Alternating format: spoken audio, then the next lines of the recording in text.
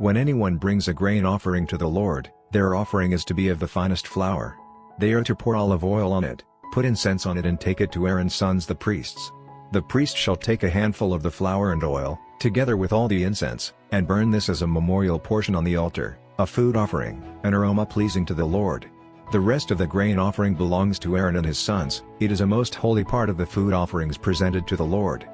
If you bring a grain offering baked in an oven, it is to consist of the finest flour, either thick loaves made without yeast and with olive oil mixed in, or thin loaves made without yeast and brushed with olive oil. If your grain offering is prepared on a griddle, it is to be made of the finest flour mixed with oil, and without yeast. Crumble it and pour oil on it. It is a grain offering. If your grain offering is cooked in a pan, it is to be made of the finest flour and some olive oil. Bring the grain offering made of these things to the Lord, present it to the priest, who shall take it to the altar.